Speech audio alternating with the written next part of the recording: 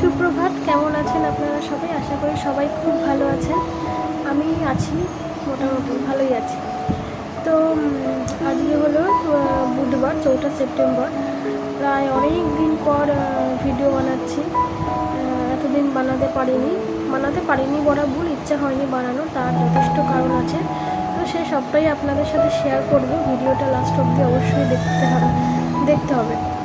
তো তার আগেই জানাই ফ্লেভার অফ লাইফে আপনাদের অনেক অনেক স্বাগত। তো সামনেই পুজো, আর বেশি দিন বাকি নেই, 1 মাস মতো আছে। 1 মাসও নেই বলতে গেলে। তো বেশ কিন্তু পুজো বলে আগে বিগত বছরগুলোতে যেভাবে কাটিয়েছি, 1 মাস আগের থেকেই ভীষণ একটা আনন্দ, বা চারিদিকে সেই পুজো একটা রব থাকে, সেরকম কিছুই মনে হচ্ছে না। হয়তো অনেকের মনে হচ্ছে, কিন্তু আমার মনে হচ্ছে না, কারণ মনটা সত্যি অতটা ভালো নেই। আশা করি আস্তে আস্তে হয়ে যাবে। এবার কেন ভালো নেই, কী বৃত্তান্ত, সেটা সবটাই আপনাদের সাথে শেয়ার করব। তো আগেই বলে রাখি, আগে বা পরে বলার কিছু নেই, বলছি, তোমাদের সাথে শেয়ার করছি যে ভীষণ একটা প্যাথেটিক সময় কাটিয়েছি বিগত 1 মাস, বিশেষ করে 10 থেকে 12 দিন বেশি সময়টা গেছে। কারণ আমার শরীরটা খুবই খারাপ ছিল। একটা অপারেশন করা হয়েছে। তা অপারেশনটা করা হয়েছে বলে সেইটা সবথেকে বড় কথা নয়। বড় কথা ছিল হচ্ছে এটাই যে অপারেশনের সময় যে 3টে দিন আমি আমার বিভূষণাকে ছেড়ে হসপিটালে ছিলাম, ওই সময়টাই ভীষণ প্যাথেটিক গেছে। ওই রেস্টটা আমি এখনও কাটিয়ে উঠতে পারছি না, যে এত প্যাথেটিক সময়টা গেছে ওকে ছাড়া। ও আমাকে ছাড়া কীভাবে ও কাটিয়েছে, সেই দিনগুলোর কথা ভাবলে আমি এখনও যেন সেভাবে মন থেকে সেরে উঠতে পারছি না। শারীরিকভাবে অনেকটাই সুস্থ, তবে হ্যাঁ, আজকে যাব সেলাই কাটতে। ও হ্যাঁ, তার আগে তো বলাই হয়নি যে কি হয়েছে, অবশ্যই বলবো তোমাদের। তো চলো ভিডিওটা আগে শুরু করি, তারপরে আস্তে আস্তে তোমরা সবটাই জানতে পারবে।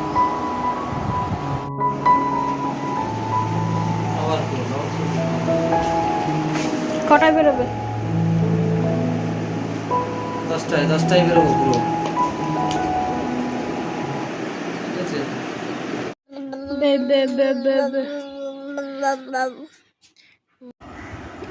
কতদিন যে এরকম একটা সকাল দেখি না, কি বলবো। এই কয়দিন তো অপারেশনের পর ওই একটাই ঘর বা বিছানা ছেড়ে কোথাও নামতে পারিনি। তো আজকে ভীষণ ভালো লাগছে।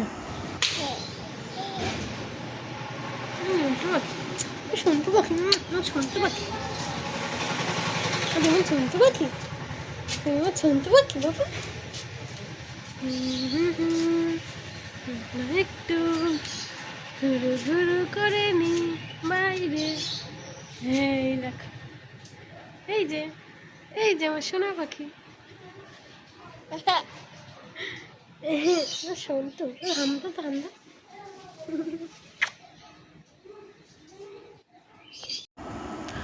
আজ অনেক দিন পর বিভূষণাকে একটু ভালোভাবে কোলে নিতে পারছি। এতদিন তো ঠিকভাবে কোলেই নিতে পারিনি। হসপিটাল থেকে তো এসেছি, 1 সপ্তাহ হয়ে গেছে। তো যদিও তখন হসপিটালে ছিলাম, ওকে নেওয়ার লোকের অভাব ছিল না সত্যি বলতে, কিন্তু মায়ের সাবস্টিটিউট তার অন্য কিছু হয় না, মা তো মাই হয়, তাই না? তো দেখো, এখন বিভূষণাকে ওর মাসিমণির কাছে দিয়ে দিয়েছি। আমরা আবার রেডি হয়ে বেরোবো হসপিটালের দিকে। তো আমরা হসপিটালে তো পৌঁছে গেছি, এবার ভেতরে ঢুকবো। একটু ভয় লাগছে, যেহেতু একটা সেলাই আছে, সেলাইটা কাটতে হবে। আদারওয়াইজ কোনো ব্যাপার না। এটা ভেবে খুব ভালো লাগছে যে লাইফ থেকে একটা বড় বিপদ ঝেড়ে ফেলেছি, যেটা আমি এতদিন ভেতরে পুষছিলাম। তো চলো এবার ভেতরে যাওয়া যাক, তারপরে বলবো যে ডাক্তারবাবু কী বললেন। এদিকে তো, হ্যাঁ এদিকে তো, হ্যাঁ খোলো।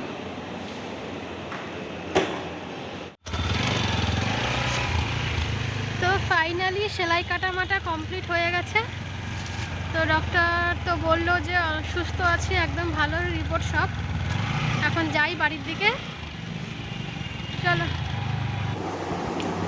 তো এখন আমি তোমাদের বলবো যে আমার কি প্রবলেম হয়েছিল, কি অপারেশন হয়েছিল। হ্যাঁ, ভিডিওটা আমি এখন করছি, সকালেই করে রাখছি, তোমরা হয়তো আমার ড্রেস দেখে বুঝতেই পারবে।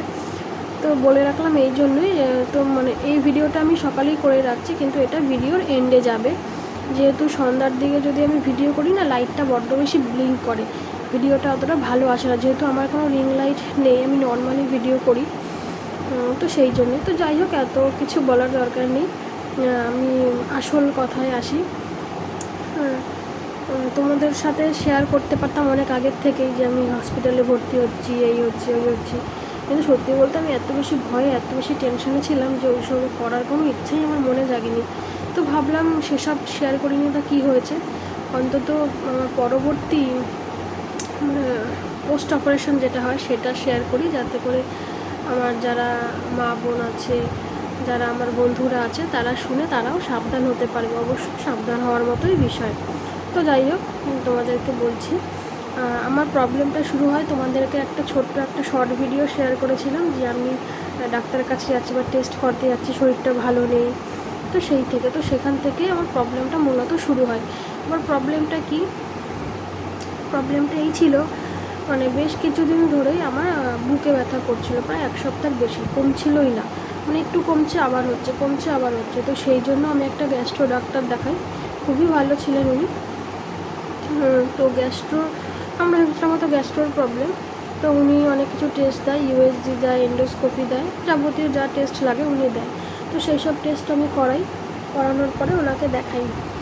তো যে কারণে আমি গ্যাস্ট্রো দেখিয়েছিলাম যে বুকে ব্যথা করছে, তো টেস্ট মেস্ট করিয়ে সেই প্রবলেমগুলো আমার কিছুই মানে হয়নি, তেমন কিছুই হয়নি। ওটা নর্মালি একটা বুকে ইনফেকশন ছিল, ওটা ওষুধ খেয়েই সেরে গেছে। কিন্তু এই সব প্রবলেমের কারণে যে প্রবলেমটা উঠে আসে সেটা হচ্ছে ইউএসজি রিপোর্টে। তো ইউএসজি করতে গিয়ে ইউএসজি রিপোর্টে দেখা যায় যে আমার বাঁ কিডনিতে একটা স্টোন আছে। রাস্তায় একটা গাড়ি যাচ্ছে, তো সেই সব করতে গিয়ে দেখা যায় ইউএসজিতে যে আমার বাঁ কিডনিতে একটা স্টোন আছে, এবং স্টোনটা বেশ বড়, 16 mm মতো। এবার সেটা অপারেশন ছাড়া কোনো গতি নেই, ওষুধে আর যাবে না। যদি আগে ধরা পড়তো, সত্যি বলতে অনেক আগে, অনেক বছর আগে একবার ইউএসজি করিয়েছিলাম, তখন ধরা পড়েছিল। কিন্তু আমরা বাঙালি বা মধ্যবিত্ত কিরা, যতক্ষণ আমরা একটা জিনিস নিয়ে ভুগি, সেটা নিয়ে আমাদের কোনো প্রবলেম হয়, ততক্ষণ সেটা নিয়ে আমরা ছেঁড়াকাটা করি না, মানে অতটা গুরুত্ব দিই না। কিন্তু গুরুত্ব দেওয়া উচিত। আমি তো বলবো প্রত্যেকেই বছরে একবার অন্তত হেলথ চেক আপ করানো উচিত। অনেক প্রবলেমই আছে, কোনো প্রবলেম করে না, কিন্তু ওটা আস্তে আস্তে ভিতরে বড় হতে থাকে। তো সেরকমটাই আমার কিডনির প্রবলেমটা ছিল।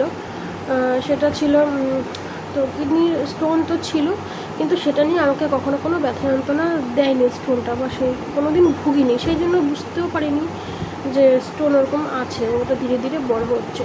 তো যেই সময়টা ধরা পড়লো, তখন ডাক্তার বলল যে আপনাকে অপারেশন করতেই হবে, কিছু করার নেই। ছোট হলে তা ওষুধে জলে চলে যেত, কিন্তু এমন সময় ধরা পড়লো এটা, যে তখন আর অপারেশন করতেই হবে, কিছু করার নেই। তো এটা শুনে তো আমি ভীষণ ভয় পেয়ে গেলাম,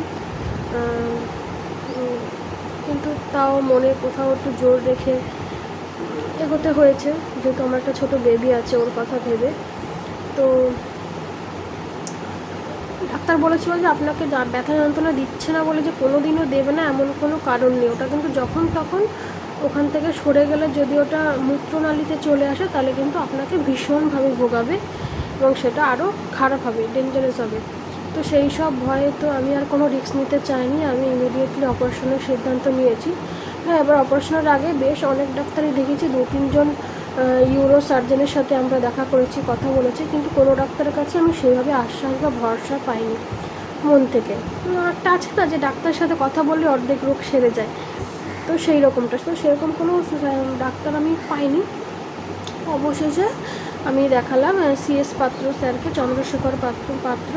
উনি খুবই ভালো, সত্যি বলতে ওনার কথাতে আমার টেনশন ভয় অনেকটাই কমে গেছিলো, এবং আমি মানে সার্জারি করার মতো মেন্টাল প্রিপারেশান নিয়ে নিয়েছিলাম সেই সময়। তো যাই হোক, ওনাকে ডাক্তার দেখাই, তার 2 দিন পরেই আমার অপারেশনের ডেট উনি দিয়ে দেন। তো যাই হোক, আমি তো রীতিমতো, আমার অপারেশনটা হয় নারায়ণা হসপিটালে, তো সেখানে পরিষেবা সত্যিই খুব ভালো। যাই হোক, সেই সব নিয়ে বিষয় না, আমি তো কোনো হসপিটালের করতে আসিনি। যাই হোক, তো সেখানে আমার অপারেশন হয়, খুব ভালোভাবেই আমার অপারেশনটা হয়ে যায়। আর আমি তো মানে যে টেনশনটা পাচ্ছিলাম, খুব ভয় পাচ্ছিলাম যে অজ্ঞান করবে, জ্ঞান ফিরবে কি না। সত্যি বলতে এইগুলো তো বাড়ির লোকের কাছে শেয়ার করা যায় না, তারাও অনেক ভয় পাবে।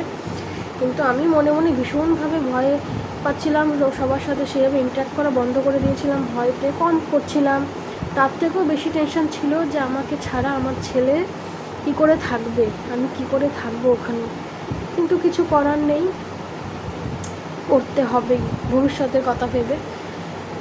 তো সেই ডেটটা ছিল ডেটটা ছিল 26 তারিখ, জন্মাষ্টমীর দিন আমার অপারেশন হয় ঠিক। তো আমাকে বলেছিল আগের দিন রাত্রে ভর্তি হতে, তাহলে 3 দিন হয়ে যেত। আমি স্যারকে রিকোয়েস্ট করলাম, স্যার আমার ছোট্ট বেবি আছে, আমার পক্ষে কিছুতেই আগে ভর্তি হওয়া সম্ভব না, অন্তত একটা রাত কম হলেও আমার পক্ষে সেটা ভালো। তো ডাক্তার বললেন ঠিক আছে, তাহলে তুমি অনেক ভোরে 5টার দিকে ভর্তি হয়ে যাবে। ঠিক আছে। তো আমরা যখন সেদিন তো জন্মাষ্টমী 5:30, তোমাদের হয়তো মনে থাকবে, ভীষণ বৃষ্টি। আমরা একটা টোটো করেছি, টোটো করে যাচ্ছি, আর ভীষণ বৃষ্টি, হাঁটু অবধি জল। আমি তো টেনশনে পড়ছি যে ঠিক সময় পৌঁছাতে পারবো কি না, আর আজকের দিনে এরকম বৃষ্টি টিষ্টি।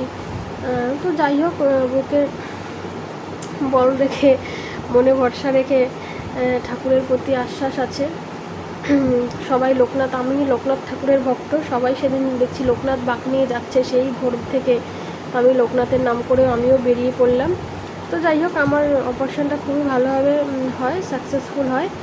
এইবার তারপরের কথা বলি। এবার অপারেশনের দিন তো রাতে, এবার ব্যথা যন্ত্রণার কষ্ট আমার সত্যি সেরকম পেতে হয়নি, ডাক্তারবাবুরা খুব মানে ভালোভাবেই দেখেছে। কিন্তু যেটা হচ্ছে, এবার হচ্ছে অপারেশনের বিষয়টা বাদ দিলাম, এটা হচ্ছে অপারেশনে কেমন গেল সেটা। কিন্তু মেন যেটা নিয়ে আমার এতটা মানসিক টেনশন বা মানসিক গেছে, সেটা হচ্ছে আমার ছেলের জন্য। 3টে দিন ওকে ছাড়া আমি যে কীভাবে থেকেছি সে মানে আমিই জানি। রাত হলে হসপিটালে বসে বসে শুধু ফ্যানের সিলিংয়ের দিকে তাকিয়ে থাকতাম, মানে মনে হতো কখন সকাল হবে, সকাল হলে ভাবতাম কখন রাত হবে, কি কখন আমার এই দিনগুলো কাটবে। বাড়িতে বিভূষণা কী করছে, সবাই ওকে সামলাতে পারছে তো। আর যেহেতু ভিজিটিং টাইম একটাই, বিকেল 4টে, তখন বর যেত আর ওর কাছে জিজ্ঞাসা করতাম।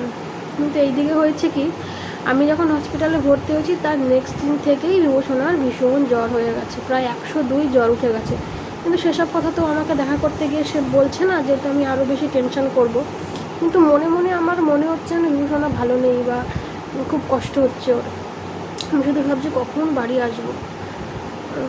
তো যাই হোক, 3 দিন পরে বাড়ি এলাম। এখন সব খুব ভালো, মানে ভালো ঠিকঠাক আছে। তো এই হচ্ছে কথা। আর একটা মেন কথা বলতে চাই, সেটা হচ্ছে আমি এই জায়গাটা ভয়েস ওভার দিয়ে বলছি, কেননা আমি যখন ভিডিওটা করেছি তখন তো আমি ডাক্তার দেখানোর আগে ভিডিওটা করেছিলাম, আর আমি ভয়েস ওভার দিচ্ছি ডাক্তার দেখানোর পরে। সেহেতু আমি একটু ভালোভাবে বলতে পারবো যে ডাক্তার কী বললেন। তো ডাক্তার এটাই বললেন যে আফটার প্রেগনেন্সি বা মা হওয়ার পরে আমাদের মধ্যে হেলদি হওয়ার চান্সটা খুবই বেড়ে যায়। সেক্ষেত্রে কী ধরনের রোগ হতে পারে, সেটা হচ্ছে গলব্লাডার স্টোন, কিডনি স্টোন, বা ফ্যাটি লিভার, আরও এরকম ধরনের রোগ হতে পারে। এবার এটা যে শুধু মাদেরই হবে, অন্যদের হবে না এমনটাও নয়, সাধারণ মানুষের ক্ষেত্রেও হতে পারে। তো কী সাবধানতা অবলম্বন করতে বললেন, সেটা হচ্ছে মানে ভীষণ হাই প্রোটিন জাতীয় জিনিস কম খেতে বললেন। একদম খাওয়া যাবে না সেটা তো হয় না, কারণ প্রোটিনটাও আমাদের শরীরে সমানভাবে প্রয়োজন, সেহেতু কম খেতে বললেন। এই মাছ, মাংস, ডিম, ছোলা, পনির, এই ধরনের খাবারগুলো একটু কম পরিমাণে খেতে বললেন, আর কিছুই না। আর সবথেকে যেটা প্রয়োজনীয়, পর্যাপ্ত পরিমাণে জল, প্রায় সারাদিনে 3 লিটার জল তো খেতেই হবে। আর তার পাশাপাশি একটু এক্সারসাইজ আর হাঁটা চলা দিনে অন্তত আধা ঘন্টা করতেই হবে। ভালো থাকবে, সুস্থ থাকবে, সামনেই পুজো, খুব ভালোভাবে কাটাবে। টাটা। আর ভিডিওটা ভালো লাগলে অবশ্যই লাইক করবে, কমেন্ট করবে, আর অবশ্যই আমার চ্যানেলটা সাবস্ক্রাইব করবে।